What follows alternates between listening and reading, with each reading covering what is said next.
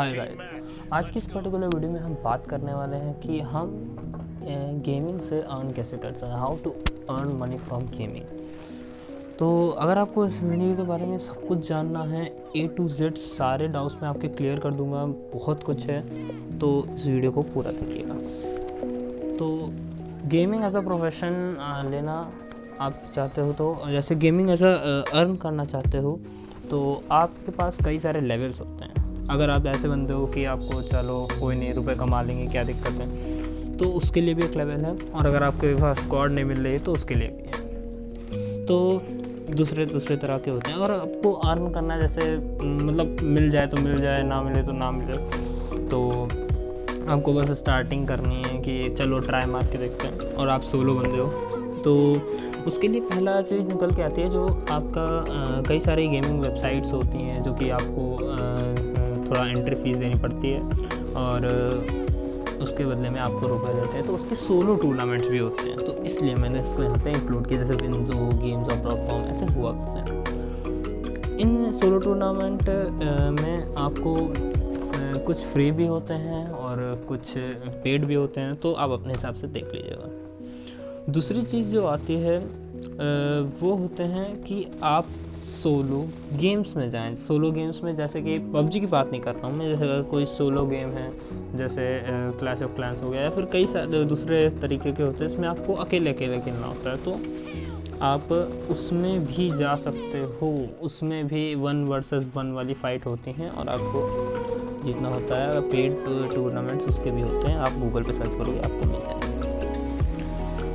तीसरी चीज़ जो होती है वो होते हैं पेड स्क्रिम्स। ये स्क्वाड वाले बंदे होते हैं जिनके पास स्क्वाड है, या फिर स्क्वाड बना सकते हैं, या फिर वो बहुत प्रो खेलते हैं, या फिर वो कॉन्करर जाते हैं। तो पेड स्क्रिम्स आपको ज़्यादा रुपये नहीं देने पड़ते हैं, पर डे आपको थोड़े से कुछ 20 या 10 रुपये देने पड़ते हैं। और आप अगर टॉप 3 में आता है तो आपको काफ़ी ज़्यादा रुपये मिलते हैं। तो आपको लगता है ये इसलिए ये तब होता है कि अगर आपको लगता है कि आप तुरंत जीत सकते हो, आप अच्छा परफॉर्म कर लोगे, आप ये कर लो, मतलब आपके पास डिवाइसेस भी हैं, तो जो बेसिकली जो रिक्वायरमेंट है वो होगी, एक स्क्वाड होनी चाहिए अच्छी, और आपके पास अच्छा वाईफाई हो तो है, या फिर इंटरनेट कनेक्शन है तो होना चाहिए, और एक स्किल सेट होना चाहिए, और कोऑर्डिनेशन भी होनी चाहिए। तो अगर आप ये 4 चीज़ें हैं तो आप टॉप 3 में, जैसे PUBG की बात कर रहा हूँ मैं, पेड स्क्रिम्स में जा सकते हो।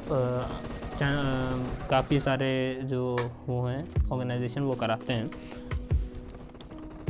तीसरी चीज़ जो आती है वो है अनऑफिशियल पेड और अनपेड टूर्नामेंट। अनऑफिशियल पेड और अनपेड टूर्नामेंट का मतलब कि जैसे कि अभी PUBG का तो बैन है इंडिया में, तो PUBG का ई स्पोर्ट्स सीन इस समय इंडिया में ख़त्म हो रखा है। तो आप अनऑफिशियल टूर्नामेंट, अभी मैंने पेड स्क्रिम्स की बात की थी जो पर डे आपको रुपये देना पड़ता है। एक होता है अनपेड और अनपेड। आप जैसे अनपेड भी टूर्नामेंट हो, जैसे अमीबे ई स्पोर्ट्स यूट्यूबर्स बैटल 2.0 हुआ था, अभी आप उसमें रजिस्टर कर सकते थे, तो वो 50,000 का था, तो वो अनपेड था। उसमें आप बस आपको रजिस्ट्रेशन देना था, अपनी स्क्वाड का एक फॉर्मेट बना के देना होता है, डिस्कॉर्ड पे उनके देना होता है, रजिस्ट्रेशन हो जाता है, तो आपको ID पास आ जाता है, उसमें ज्वाइन करके आराम से खेल सकते हो। पेड टूर्नामेंट्स होते हैं कि उसमें आपको रुपए देने पड़ते हैं, और उसमें ज़्यादा रुपए नहीं, 80 रुपये देने पड़ते हैं, और 1-1 लाख के भी टूर्नामेंट होते हैं अगर आप 80 रुपये दे के उसमें ज्वाइन करते हैं।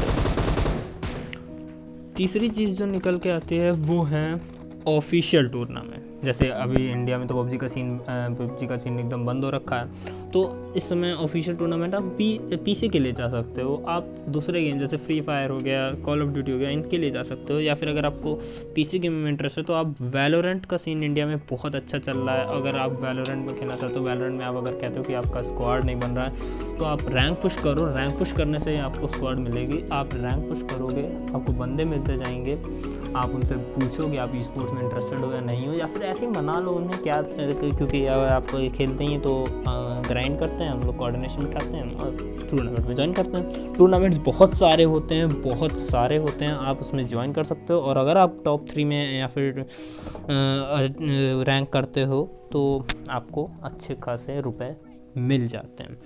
लेकिन इसके लिए आपको 3-4 चीज़ें चाहिए रहेंगे। वैलोरेंट में इंटरनेट बहुत अच्छा चाहिए रहता है। आपके पास अगर वाईफाई है तो बहुत अच्छा, अगर आपके पास मोबाइल इंटरनेट है तो वो भी अच्छा होना चाहिए। और FPS तो लगभग वैलोरेंट इतना लो डिमांडिंग गेम है तो उसमें FPS अच्छे आ जाते हैं, और लैग वैग का भी बहुत ज़्यादा सीन नहीं होता है, जैसे PUBG में होता है कि बंदे आए बिल्कुल 1 FPS चलने लगा, तो वो भी सीन नहीं रहता है। और आप CSGO खेल सकते हो, आप Dota 2 खेल सकते हो, तो ये सब चीज़ें रहती हैं।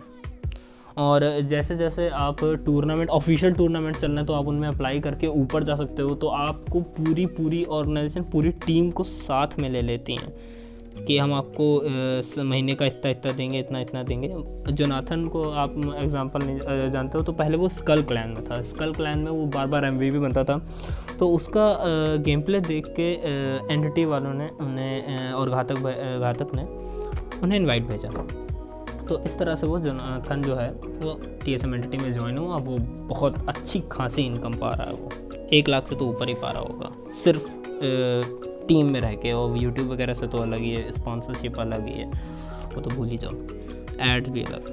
तो PMCU में आपको ध्यान होगा कि ज़्यादातर टीम जो ऊपर आई थी उन्हीं को eSports ऑर्ग ने ले लिया है। तो आपको क्या करना है, अगर इस टाइम आप बनना चाहते हो, तो अभी जब PUBG मोबाइल इंडिया आएगा, जब भी कोई टूर्नामेंट आएगा, तो आपको टूर्नामेंट के लिए फॉर्म भरना है, रजिस्टर करना है, और आपको टॉप आने की कोशिश करनी है। आपके पास डिवाइस अच्छा होना चाहिए, PUBG बात है तो डिवाइस अच्छा होना चाहिए, और आपके स्क्वाड के साथ कोऑर्डिनेशन होनी चाहिए, स्किल्स होनी चाहिए। ये 3 चीज़ें अगर आप हो गई तो आप पक्का क्वालिफाई करोगे, कोई आपको रोक नहीं सकता।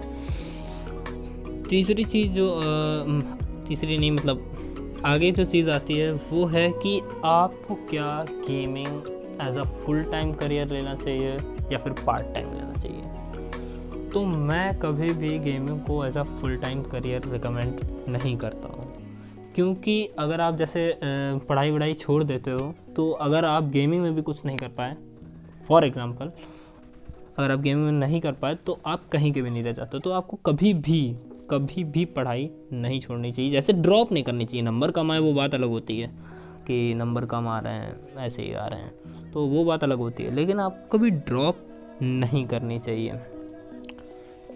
आगे जो बात आती है, अगर आप जैसे PC में नए गेम्स भी आ रहे हैं, अगर आप गेम टेस्टर की अगर आप जॉब करना चाहते हो, तो PC में जो नए गेम्स आ रहे हैं आप उनको टेस्ट कर सकते हो। गेम टेस्टर के लिए आपको कोई भी रिक्वायरमेंट नहीं चाहिए, कोई क्वालिफिकेशन नहीं चाहिए, आपको सीधा बस मेल करना है कई सारी कंपनीज़ को कि I want to join, and मतलब अच्छे से आपको मतलब लिखना होगा इंग्लिश में, और ये बताना होगा कि आपका इंटरेस्ट कैसा है। 10-15 कंपनीज़ को आप ईमेल लेके आप भेज दोगे, मिड टू अपर। आप सीधे यूबीसॉफ्ट को मत ध्यान देना, क्योंकि यूबीसॉफ्ट और ये सब वगैरह कंपनी जो होती हैं बड़ी वो आपको ऐसे नहीं लेंगी। लेकिन जैसे आप दूसरी छोटी मिड टू अपर वाली जो होती हैं, अगर उन पे आप अप्लाई करोगे तो वो कंपनीज ले लेती हैं, और उनकी जो सबसे स्टार्टिंग इनकम होती है वो 10,000 से 20,000 तक होती है।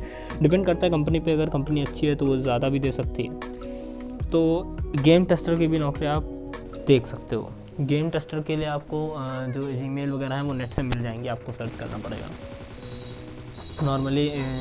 और अगर यूबीसॉफ्ट वगैरह तो काफ़ी ज़्यादा भी देती हैं। लेकिन गेम टेस्टर की नौकरी में एक रहता है कि आपको एक ही गेम को बार बार टेस्ट करना पड़ता है, आपको बग्स निकालने होते हैं कि क्या, जैसे आपको पता होगा PUBG बहुत ज़्यादा ग्लिच और बग्स के साथ आता है, तो गेम टेस्टर ये काम करता है कि आपको पास कितने ग्लिच हैं, कितने बग हैं, तो आप ये भी नौकरी देख सकते हो। तो इतना ही था इस वीडियो में। अगर वीडियो अच्छी लगी तो लाइक करना, चैनल को सब्सक्राइब करना, और अगर आपको ट्रेनिंग ड्रिल्स के बारे में जानना है कि आप कैसे स्किल सेट बढ़ा सकते हो, कोऑर्डिनेशन बढ़ा सकते हो, या फिर लैग फिक्स, या फिर किसी भी चीज़ के बारे में आपको जानना है, तो आप क्वेश्चन पूछ देना, उससे मुझे एक टॉपिक मिल जाता है कि किस टॉपिक पे वीडियो बनानी की, और वरना तो मैं वीडियोज़ लाता ही रहूँगा। तो तब तक अगर आपको आगे जानना है तो चैनल को सब्सक्राइब कर देना, बेल आइकन दबा देना, एंड तब तक के लिए stay tuned and good bye.